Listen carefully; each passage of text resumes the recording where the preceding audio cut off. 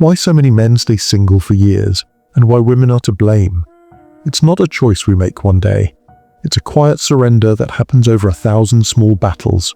A slow, bloodless death of a part of you were told you had to be. The part that believed in the fairy tale. I want you to remember the last time you truly felt like a man. Not because of your job, not because of your bank account, but because of the way she looked at you. That look, it wasn't just admiration. It was a quiet, unshakable trust. A belief that you were her harbor in the storm. It made the grind worth it. The long hours, the silent stress, the weight of a world on your shoulders.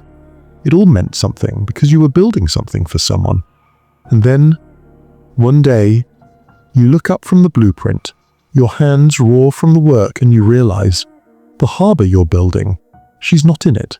She's standing on the shore with a checklist, telling you the foundation isn't deep enough. The walls aren't tall enough, that what you're killing yourself to provide is the bare minimum. And that, brother, that is the moment the silence starts to get comfortable. I had a friend. Let's call him Mark. Mark was a builder, a creator. He didn't just have a job, he had a mission. He found a woman he believed was his equal, his partner. He poured everything into that partnership. His time, his energy, his soul. He worked a job he hated to give her the life she showed him on her phone, the life curated by strangers in perfect squares. He was the rock, the provider. And for years he felt the slow drain, the quiet criticisms that felt like sandpaper on his spirit. You're not as ambitious as Jake. Why can't you be more spontaneous like the guys in my reels?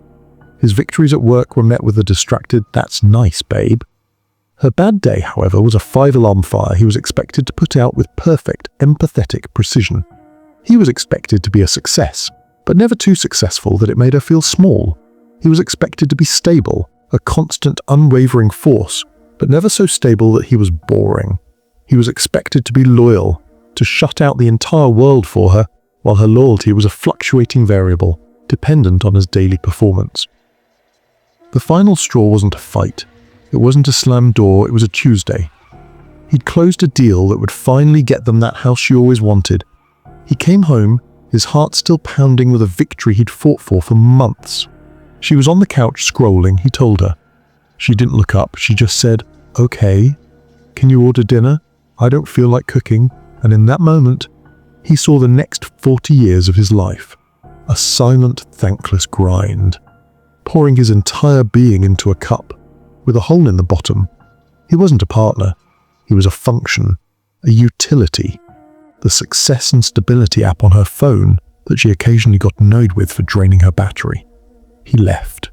Not in a rage, in a quiet, terrifying calm. He didn't leave her.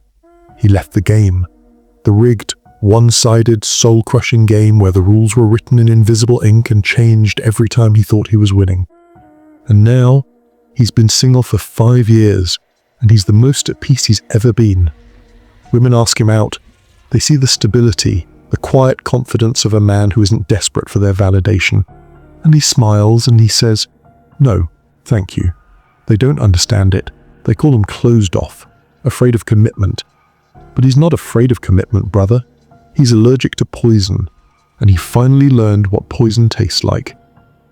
This is what they never tell you. This is the hidden pattern, the silent war being fought in the hearts of millions of men. It's not that we can't find love. It's that we've woken up to the cost of the love we're being sold. And the cost is everything. Let's break down the rigged game. Look at your own life. See if any of these walls look familiar. 1. The bare minimum trap. You're told from boyhood that your value is in what you can provide, so you build. You get the degree, you climb the ladder, you lift the weights, you learn the skills, you present this life you've built with your own blood and bone. And you're told it is the bare minimum. The entry fee just to be allowed to play. Your loyalty, bare minimum. Your stability, bare minimum. Your ambition, bare minimum. But her loyalty, a gift. Her stability, a blessing. Her presence, a reward for your performance. Do you see the imbalance? Your entire life's work is the price of admission. Her basic participation is the prize, and a prize can be withheld. A prize can be given to someone else if you slip up. You're in a constant state of audition for a role that has no job security. 2. The shifting goalpost. You finally achieve the thing she said she wanted. You get the promotion, you buy the car, you plan the elaborate vacation, and for a moment there's a flicker of satisfaction. But it lasts for a moment. Then the new goal is revealed.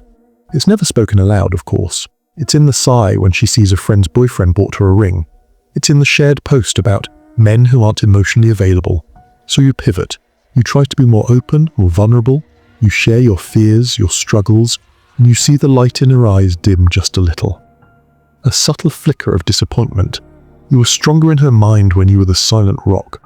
The goalpost wasn't for emotional availability. It was for the performance of emotional availability, while still maintaining the stoic strength of a fortress. It's an impossible equation. Be soft but never weak. Be strong but never hard. Be successful but always available. You're chasing a horizon that moves backward with every step you take. 3. The comparison ghost. She carries a gallery of ghosts in her pocket. The ex who was more spontaneous. The friend's husband who is a real go-getter. The idealized men from the screens. The actors. The influencers. The carefully crafted personas that are all aesthetic and no substance. You're not competing with the man you were yesterday. You're competing with a curated highlight reel of every man she has ever known and every fictional man she wishes existed. You're being graded on a curve against phantoms, and you will always, always lose. Because you are real. You have bad days. You get tired. You have flaws. The ghosts, they are perfect because they aren't real. 4. The emotional tax man. Your day, the stress, the deadlines, the idiot boss, the traffic, it doesn't matter. The moment you walk through that door, your shift begins. You're now the emotional tax man. You're expected to absorb her bad day, her stress, her frustrations. You are to listen, to fix, to validate, to support, and you do it. Because that's your job. But when is it your turn? When do you get to unload? When can you be the one who is fragile? The answer is, you don't.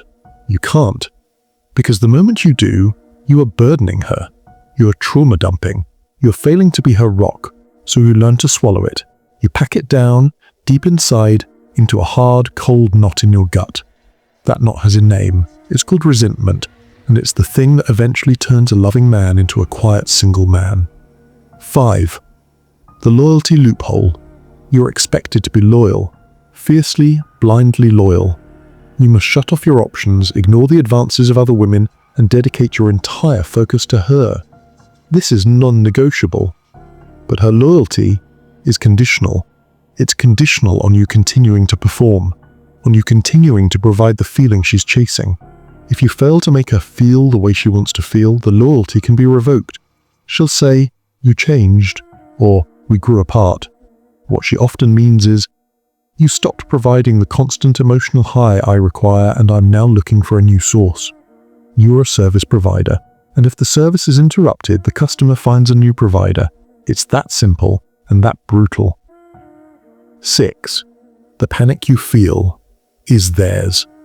So we walk away, we close the app, we delete the profile, we stop asking for numbers, we enjoy the silence, we build our businesses, our bodies, our minds, we find peace in our own company, we reclaim our time, our energy, our souls. And this is what they never expected. They never expected us to find contentment in the silence. They never expected us to realize that the prize isn't worth the price. And now you see the panic starting to set in the articles asking where have all the good men gone, in the social media posts from women confused why men aren't approaching anymore. The panic isn't that men are failing. The panic is that men are succeeding at living without them. The game only works if we agree to play, and we are leaving the stadium in droves. The most powerful thing a man can do in this world is to build a life he enjoys and then refuse to let anyone into it who makes it worse. That is the ultimate leverage, and they are terrified of it. So what do you do with this? This bitter, cold truth? You don't use it to hate women. That's a weaker man's game. That's just another prison. You use it to free yourself. You build your fortress. Not a fortress to keep people out, but a fortress of self-respect so strong that only those who deserve entry are allowed in. You stop chasing the validation of a world that sees you as a utility. You become the prize. You build a life so full of purpose, of passion, of unshakable inner peace, that a woman's presence in it is an addition, not the foundation. You stop playing the rigged game. You invent a new one where your peace is the currency and your integrity is the rulebook. Brother, if this cut deep, if you saw even a shadow of your own reflection in this, then you already feel the awakening. This is the first crack of light. Smash that like button if this truth needs to be heard. Drop your own war story in the comments below. Let your brothers know they aren't fighting alone. And subscribe to Psyche Havoc. This is only the first layer. The rabbit hole goes much, much deeper. And we're going down there together. Never face the shadows alone again.